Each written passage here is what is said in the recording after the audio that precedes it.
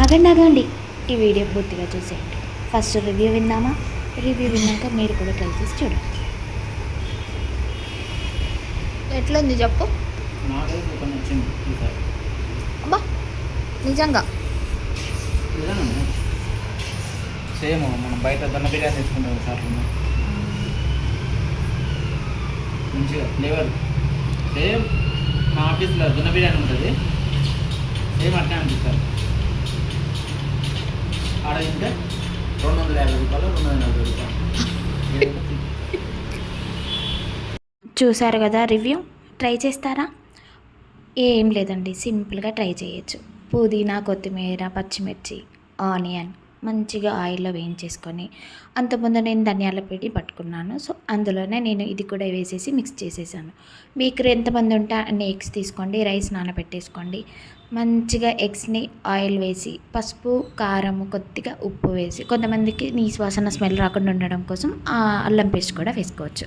మంచిగా ఫ్రై చేసుకోండి. కొంతమందికి బ్రౌన్ కావాలనిపిస్తుంది, కొంతమందికి ఎల్లో కావాలనిపిస్తుంది, అది మీ ఇష్టం. అలాగే అక్కడక్కడ చిన్న గీతలు పెట్టండి, ఎందుకంటే మనం పెరుగు మిక్స్ చేస్తాం కదా, అప్పుడు ఆ ఫ్లేవర్ అంతా లోపలికి వెళ్ళడం కోసం.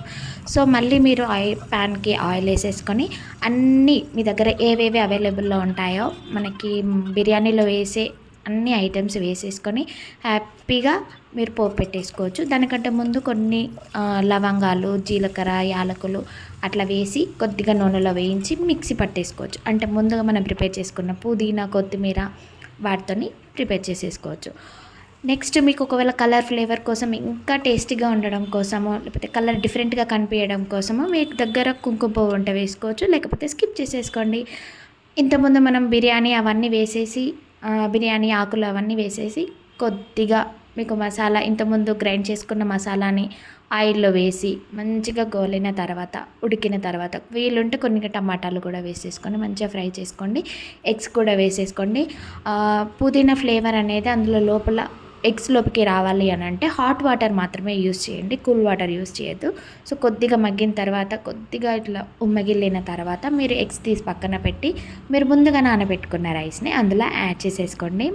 అందులో యాడ్ చేసేసుకున్న తర్వాత ఎగ్ అందులో వేసేసి, మీరు రైస్ కుక్కర్ని తీసేసి మీ రైస్ కుక్కర్లో పెట్టేసుకోవచ్చు. ఆ టైంలో మీరు ఎంతసేపు పడుతుంది అనేది మీకు తెలుసు కదా. సో ఆ టైంలో మీరైతే హ్యాపీగా మీ పనులన్నీ చేసేసుకోవచ్చు. అంతలోపు రైస్ మాత్రం పర్ఫెక్ట్గా కుక్ అవుతుంది.